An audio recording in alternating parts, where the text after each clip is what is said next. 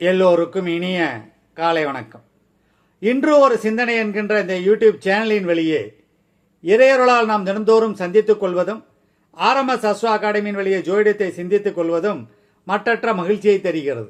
இந்த சுபஹோரையில் ஜோதிட விதிகளை என்னுடைய இதயத்திலே கல்வெட்டாக பதித்து வைத்த என்னுடைய குருநாதர் உயர்திரு கரூர் நாகராஜ பிரியன் ஐயா அவர்களையும், பாரம்பரிய ஜோதிட பாடல்களை என்னுடைய இதயத்திலே நடவு செய்து வருகிற என்னுடைய குருநாதர் உயர்திரு கொடிக்கம்பம் ஜோதிடர் SP சோமசுந்தரம் ஐயா அவர்களையும், அவர்களின் குரு அருணாச்சலம் ஐயா அவர்களையும் வணங்கி, RMS அஸ்ட்ரோ அகாடமியில் படிக்கிற பயில போகிற மாணவர்கள் 16 விதமான செல்வங்களும் வாக்கு பலிதமும் பெற வேண்டி நான் என்றும் வணங்கும் கந்த பெருமானுடைய பாதங்களை தொழுது தமிழ் கூறும் ஜோதிட நல் உலகத்திற்கு இன்றைய ஜோதிட பதிவை சமர்ப்பணம் செய்வதில் RMS அஸ்ட்ரோ அகாடமி இதயத்திலிருந்து மகிழ்ச்சி எய்துகிறது. ஒரு ஜாதகம் வந்தது. பெற்றோர்களிடத்திலே ஒன்று மாத்திரம் சொன்னேன், ஐயா தற்பொழுது நடக்கிறது ராகு திசை. ராகு திசை லக்னத்துக்கு 12 இருந்து திசையை நடத்துகிறார். லக்னாதிபதி லக்னத்தை பார்த்தாலும் வலுவில்லாமல் இருக்கிறார். எனவே உங்கள் பையனுக்கு ஏதாவது நோய் இருக்கிறதா என்று கேட்டோம். அவங்க ஆமானாங்க, அந்த நோயினால் படுத்த படுக்கையாக இருக்கிறார் என்பது ஜாதகத்தில் இருக்குதுங்க, பாடல் இருக்கு. அப்புறம் அவங்க பெற்றோர்களே சில கருத்துக்களை சொன்னாங்க, நாமளும் சில கருத்துக்களை சொன்னோம். இந்த ஜாதகத்தில் அந்த சிறுவன் பள்ளிக்கு சென்று இருக்கிறான். போன இடத்துல காய்ச்சல் மாதிரி இருந்திருக்குது, சொல்லியிருக்காங்க. அம்மா அப்பா கூட்டிகிட்டு வந்திருக்காங்க.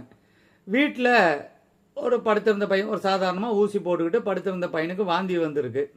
அதுக்கப்புறம் அந்த பையனுக்கு நினைவுகள் தப்பி கொஞ்சம் படுத்த படுக்கை ஆகிட்டாங்க. எந்த மருந்துமே அந்த பையனுக்கு வேலை செய்யலை. இது நடப்பதற்கு சில மாதங்களுக்கு முன்பாக அவங்க அப்பாவுக்கு பாம்பு தீண்டி இருக்கிறது, அரவம் தீண்டி இருக்கிறது. இதெல்லாம் சில விதமான அவங்களுக்கு ஒரு முன்னெச்சரிக்கை சமிக்கைகளாக இறைவன் சொல்லியிருக்கிறான். இருந்தாலும் இப்போ அந்த பையன் கொஞ்சம் முடியாமல் இருக்காங்க. எந்த மருந்துக்கும் அந்த வியாதி கட்டுப்படலை. கடைசியாக என்ன நோயினே தெரியல அப்படின்னு சொல்லிட்டு மருத்துவர்களும் தங்களுடைய பரிசோதனைகளை மேற்கொண்டு இருக்கிறார்கள். ஒரு சாதாரண காய்ச்சலுக்கு அவங்க என்ன மருந்து கொடுத்தாங்க அப்படிங்கிறத வெவ்வேறு விதமான மருத்துவர்களும் ஆலோசனை செய்து இது சரி இது தவறு, இது சரி இது தவறு என்று அவங்களுக்குள்ளேயே நோயினுடைய தன்மை தீவிரம் பற்றி இன்னும் அவங்களால ஒரு முடிவுக்கு வர முடியல. அது குறித்து அந்த தகப்பனார் இடத்தில் சொன்னோம். மேலும் சில விஷயங்களை சொல்லியிருக்கிறோம். பரிகாரங்களாக சில கோயில்களை சொல்லியிருக்கிறோம். ஏன் அந்த நோய் ஏன் அவருக்கு வந்தது? ஜாதகர் ஒரு ஆண், சின்ன வயசு ஆகுது. 20/6/2011 8 மணி 1 நிமிடங்கள் 8 மணி 1 நிமிடங்கள் PM கரூர் மாவட்டத்தில் பிறந்திருக்காங்க. இரவு 8 மணி 1 நிமிடம். தனுசு லக்னம், 2 மாந்தி, 3 சந்திரன், 5 குரு பகவான், 6ஆம் இடத்தில் சுக்கிரன், செவ்வாய், கேது. RMS அஸ்ட்ரோ அகாடமி மாணவர்கள் நன்கு கவனிக்க வேண்டும். சூரியன் புதன் 7ல, சனி பகவான் கன்னியில, மிதுனமும் கன்னியும் திதிசூனிய வீடுகளாக வருகிறது. கிருஷ்ணபட்ச பஞ்சமி 12 ராகு. ராகு நிற்பது கேட்டை நட்சத்திரத்தில் நிற்கிறார். RMS அஸ்ட்ரோ அகாடமி மாணவர்கள் ஏற்கனவே நம்ம பாடத்திட்டத்தில் சொல்லியிருக்கிறோம். ராகு கேதுக்கு எப்படி பலனை சொல்ல வேண்டும். துய்ய கேரளத்தில் ஒரு பாடல் இருக்கு, சந்திரகாவியத்தில் ஒரு பாடல் இருக்கு. ராகு கேதுக்கு பலன் சொல்ல பக்குவப்பட்டு விட்டால் நமக்கு ஜோதிட உலகில் அழியாத புகழ் கிடைக்கும். நவாம்சம் கட்ட சொல்றேன். விருச்சிக லக்னம், லக்னத்தில் சூரியன், கும்பத்தில் செவ்வாய் புதன், ராகு மாந்தி மீனத்தில், சனி பகவான் ரிஷபத்தில், குரு சுக்கிரன் மிதுனத்தில், கேது கன்னியில, சந்திரன் துலாத்தில். இப்படி இருக்காங்க. அவிட்ட 3ஆம் பாதத்தில் அந்த ஜாதகர் பிறந்திருக்கிறார். செவ்வாய் தசை 2 மாசம். தற்பொழுது ராகு திசையில் கேது புத்தி ஓடிக்கொண்டு இருக்கிறது. அந்த கேது புத்தி ஆரம்பித்தவுடன் இவருக்கு உடல் நல கோளாறு வந்தது. முதல்ல லக்னம் எப்படி இருக்கு? தனுசு லக்னம். லக்னாதிபதி 5 இருக்கிறார். லக்னத்தை பார்க்கிறார்.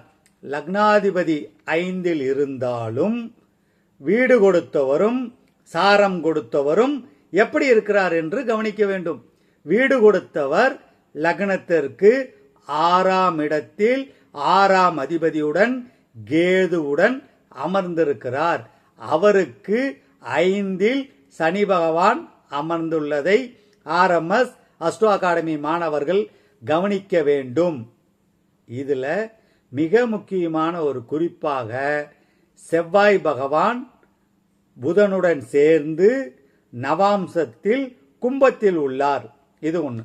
லக்னத்துக்கு அஷ்டமாதிபதியான சந்திரன் 3ல் அமர்ந்து எந்த விதமான சுபர் பார்வையும் இல்லை. சந்திரன் நின்ற வீட்டதிபதி லக்னத்திற்கு 10ஆம் இடத்தில் அமர்ந்திருப்பதை ஆர்எம்எஸ் அஸ்ட்ரோ அகாடமி மாணவர்கள் கவனிக்க வேண்டும்.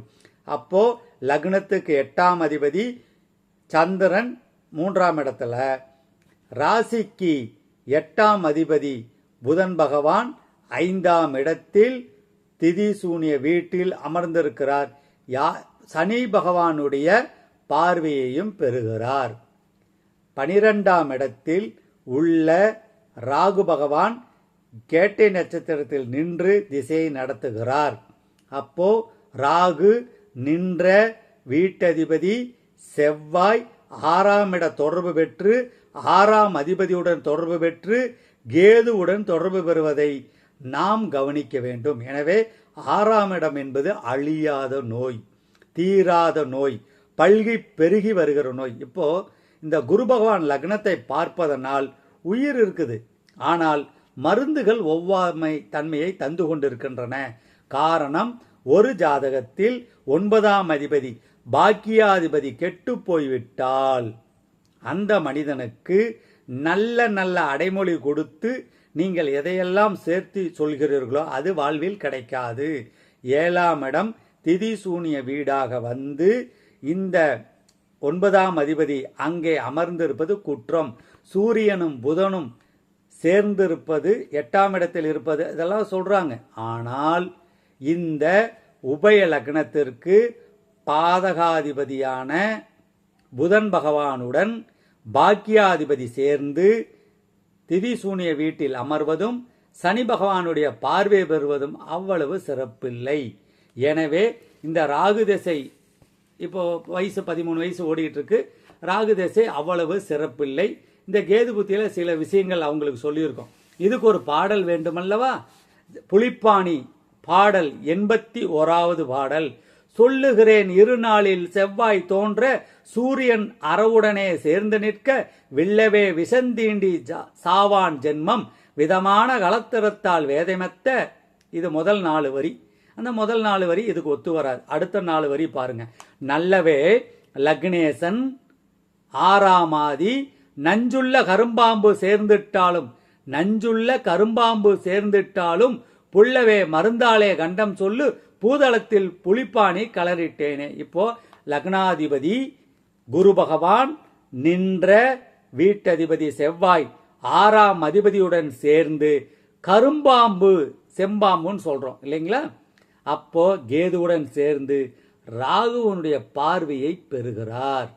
அப்போ இந்த ராகு திசையில லக்னாதிபதி நின்ற வீட்டதிபதி சாரநாதனை நாம் கவனிக்க வேண்டும். அப்போ அந்த காலகட்டத்தில் இருக்கிறதுனால லக்னாதிபதிக்கு வீடு கொடுத்தவர் பலமில்லை. அதே மாதிரி திசாநாதனுக்கு வீடு கொடுத்து வரும் 6ஆம் இடத்துடன் தொடர்பு பெறுகிறார். ஒரு ஜாதகத்தில் லக்னாதிபதி நின்ற வீட்டதிபதி 6ஆம் வீட்டில் 6ஆம் அதிபதி தொடர்பு பெற்றாலோ, திசாநாதன் நின்ற வீட்டதிபதி 6ஆம் அதிபதியுடன் தொடர்பு பெற்றாலோ, இந்த ராகு நின்பது 12ஆம் வீடு. எனவே ஒரு படுக்கை நோயாளியானார். இளவயது சின்ன வயது இவருக்கு இது மாதிரி வந்துருச்சு. இதுல மிக முக்கியமான குறிப்பு, புல்லவே மருந்தாலே கண்டம் சொல்லு. அப்போ ஒரு சாதாரண காய்ச்சல்னு போனவருக்கு அவங்க உரிய சிகிச்சைகள் கொடுத்தும் மருந்து ஒவ்வாத தன்மையை அவருக்கு ஏற்படுத்தியிருக்கு. இன்னமும் அவருக்கு என்ன நோய்னு கண்டுபிடிக்க முடியல. உயிரோடு இருக்காங்க. ஆனாலும் மருத்துவத்துறை அவர்கிட்ட சில தொடர்ச்சியாக முயற்சிகள் செய்கிறோம் என்று கிட்டத்தட்ட ஒரு 2-3 ஆண்டுகள் ஆகிவிட்டது. இதுல மிக முக்கியமான ஒரு குறிப்பு, 9ஆம் இடம். அப்ப தந்தையை கவனிக்க வேண்டும். 4ஆம் இடம் கவனிக்க வேண்டும். அப்போ இது மாதிரி ஒரு குழந்தை பிறந்தால் சுகாதிபதியை கவனிக்க வேண்டும், பாக்கியாதிபதியை கவனிக்க வேண்டும், 10ஆம் இடத்தில் உள்ளவரை கவனிக்க வேண்டும். அப்போ 10ஆம் இடத்துல யார் இருக்கார்? சனி பகவான் நிற்கிறார். ராசிக்கு 10ஆம் அதிபதியை கவனிக்க வேண்டும்.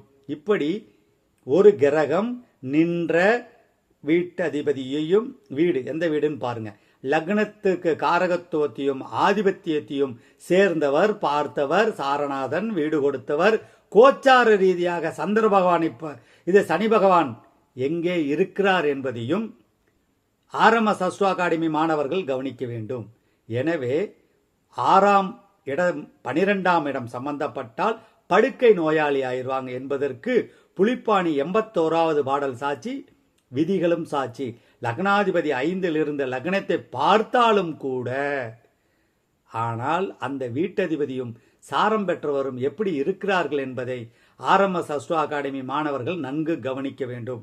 எனவே ஒரு ஜாதகத்தை எடுத்து பலன் சொல்கிற பொழுது நமது பாடத்திட்டத்தில் உள்ளவாறு எவையெல்லாம் கவனிக்கப்பட வேண்டும் நன்கு கவனித்து வாடிக்கையாளர்களுக்கு மனம் நோகாமல் பொறுமையாக, நிதானமாக, மென்மையாக நாம் கண்டிப்பாக ஜாதகம் சொன்னால் அவர்களுடைய இதயத்தில் இடம்பெறலாம் என்று சொல்லி, பாரம்பரிய ஜோதிட பாடல் என்றுமே ஜொலிக்கும், எங்கள் குருநாதர் வாக்குகள் என்றுமே பலிக்கும் என்று சொல்லி இன்றைய பதிவை ஆர்எம்எஸ் அஸ்ட்ரோ அகாடமி மாணவர்களுடைய திருக்கரங்களிலும் என்னுடைய குருநாதர் திருவடிகளிலும் சமர்ப்பணம் செய்கிறேன்.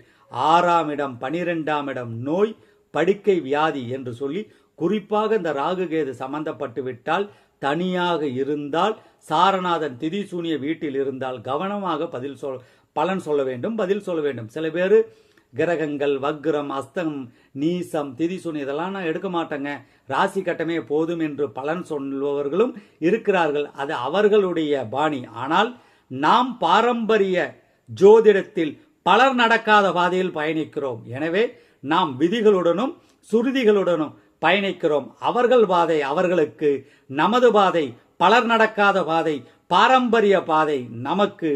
எனவே எளிய முறையில், ஒரு நாளில், ஒரு இரவில், ஒரு பகலில் என்று பல்வேறு ஜோதிட முறைகள் வந்தாலும் கூட நமது பாடத்திட்டம் ஓராண்டு மென்மையாக நடப்போம், மெதுவாக நடப்போம்.